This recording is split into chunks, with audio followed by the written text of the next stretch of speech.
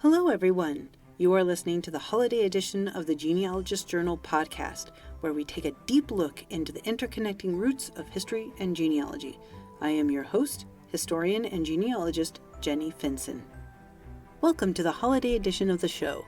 During this time of year, I'd like to take a look at how old folklore traditions affect how we celebrate the holiday season. The stories that we were told by our parents and those we tell to our children are continually evolving, especially here in America. In many ways, the meaning of the holiday season has been hijacked and monstrosized by commercialism. Now, I'm not anti-capitalist, not at all, but we have allowed the season to be Frankensteined by greed. Today, the holiday puts so much pressure on spending exorbitant amounts of money giving the latest trends and gifts that families have lost sight of the true nature of gift giving and of the season. It is not how much you spend, but the thought and effort behind a gift. Case in point. Last year, I made several simple lap quilts for the family. They were made mostly from scraps of fabric bought over the years. I wanted to give something useful and that contained a bit of me, my work and my thoughts. Do I make gifts every year? No, not at all. But I do try to give thoughtfully. Luckily, the meaning of the holidays is not completely lost. We can find the true essence of the season in our folklore, both old and new.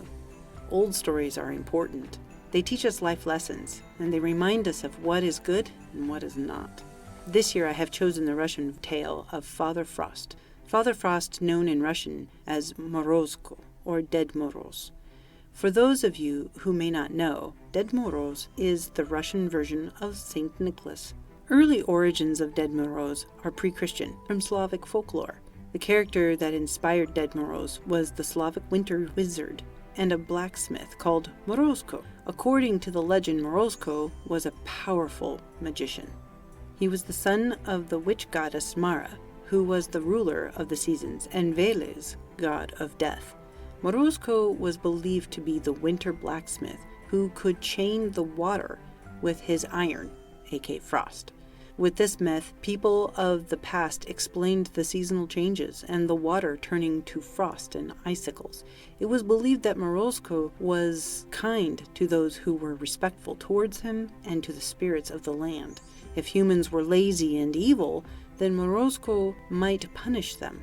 He would make them freeze, and according to some myths, he could even kidnap children, making them his slaves. Morozko could also be a friend. He favored those who believed to be kind and gentle souls. People made offerings to Morozko, asking him not to freeze all plants and gardens. Some of the food offerings were oatmeal kissel and kutia, porridge made of honey and raisins. Now you might wonder, what is the connection with this wintered wizard named Morozko and Saint Nicholas? Well, in 980, Grand Prince of Kiev, Vladimir the Great, had consolidated the Rus realm from modern-day Belarus, Russia, and Ukraine to the Baltic Sea. He solidified the frontier borders against the Bulgarians, the Baltic tribes, and the eastern nomads. According to the Russian Primary Chronicle, Vladimir sent emissaries to study the main religions of the world, including Islam, Judaism, Buddhism, and Christianity. He ultimately chose Eastern Christianity as the official religion of his realm. As with any culture that got Christianized, many of the folklore characters were metamorphosized into Christian acceptable figures. Under the influence of Orthodox traditions, the character of Dead Moroz was transformed. By the end of the 19th century, the character of Dead Moroz had become a kinder and sweeter version of Morozko, the winter wizard, and a very popular character that was an essential part to the Christmas celebrations in countless Slavic countries. Following the Russian Revolution, Christmas traditions were actively discouraged because they were considered to be bourgeois and religious. At the beginning of the Soviet era, communist authorities banned Dead Moroz. Nevertheless, he soon became an important part of the Soviet culture. The literal translation of Dead Moroz is Grandpa Frost. Dead Moroz was depicted as bringing gifts to all well-mannered children, often delivering them in person in December secretly under the New Year tree at night on December 31st. Sounds very much like Santa Claus, but Since Christmas was a religious holiday, the Russian people moved their celebrations more towards New Year's Day. So Ded Moroz wears a heeled-length fur coat, a semi-round fur hat, and a blinky on his feet. He has a long white beard. He walks with a long magic stick and often rides a troika.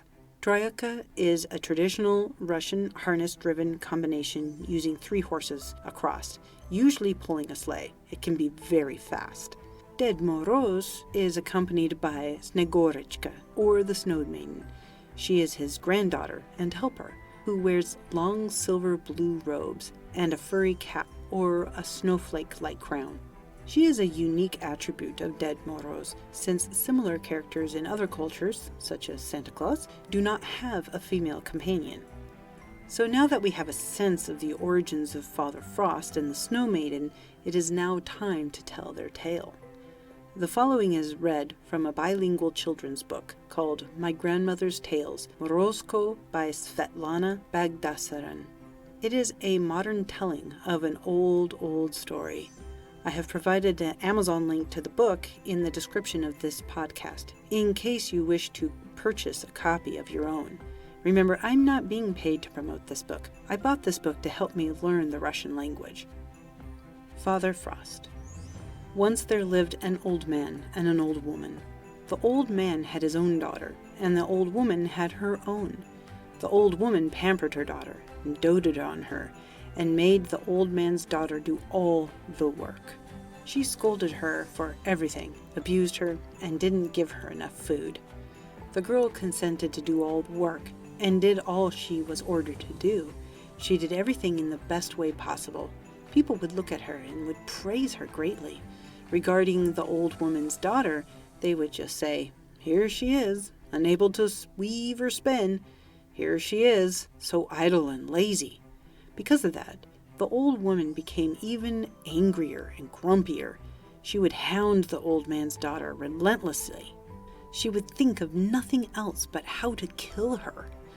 One day, the old man went to the downtown, to the market.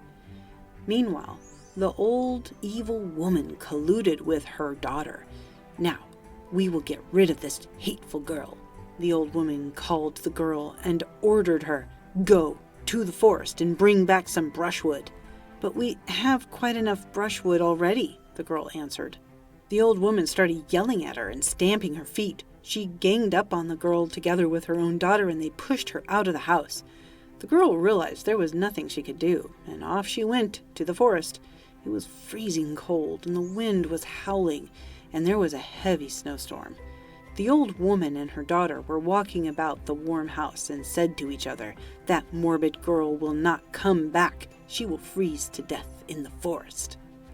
In the meantime, the girl went to the forest and stopped under a thick fir tree and did not know where to go and what to do. Suddenly she heard some noise and crackles. It was Father Frost riding through the fir grove, hopping across the birch grove and jumping from one tree to another, crunching and clicking. He went down from the fir tree and said, "How do you do, fairy maiden? Why have you come to my forest in such a severe cold?" Father Frost listened to her and said, "No, fairy maiden, you were not sent here for brushwood." "Well, if you come to my forest, then show me how skillful you are." She was given a spindle and yarn. "Spin threads out of this yarn, weave some cloth, and sew me a shirt out of that cloth." Father Frost said that and left. The girl did not think much and started to work at once.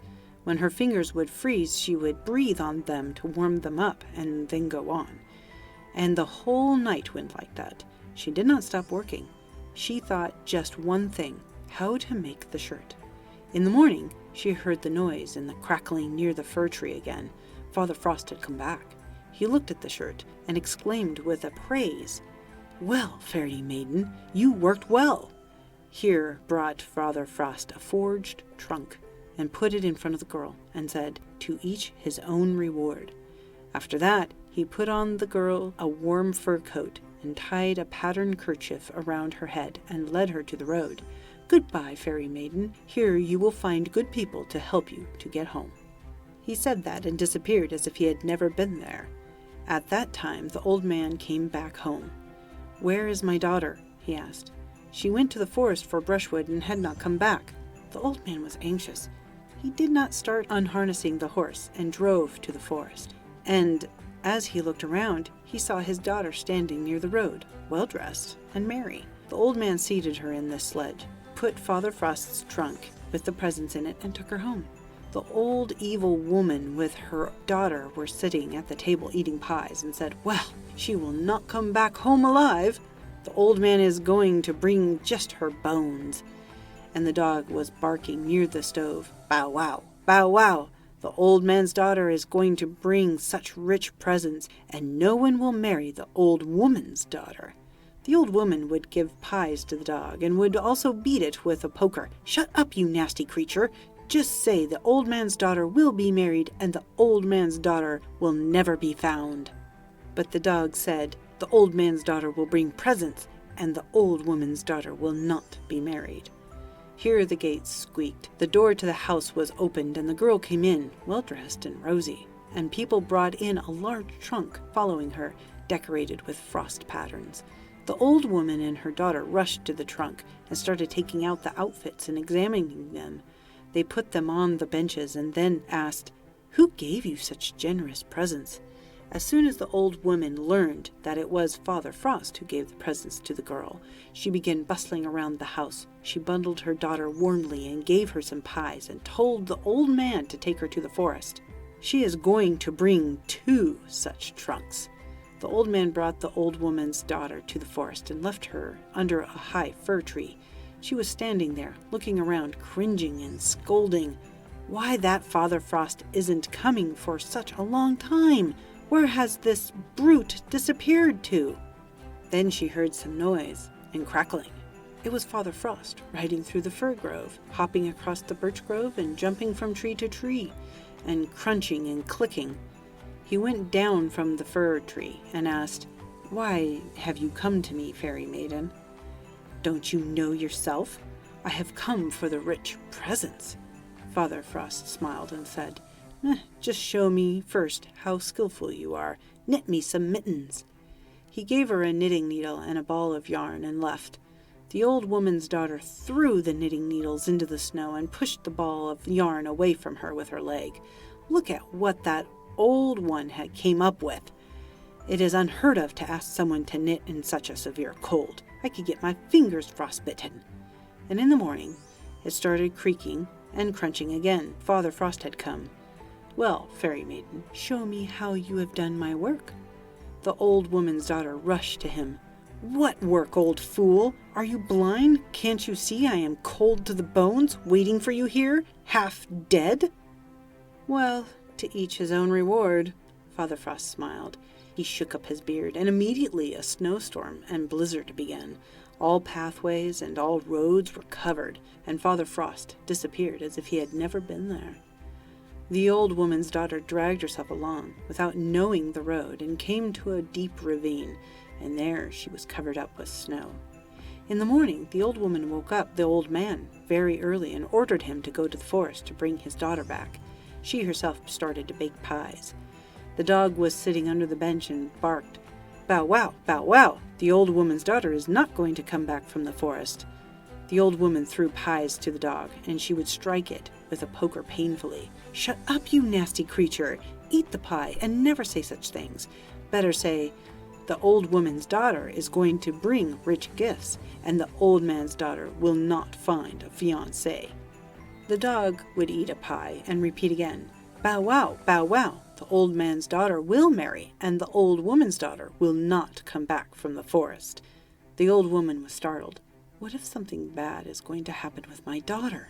What if they lose the rich gifts on the road? I will run following the old man. She put on a fur coat and ran to the forest.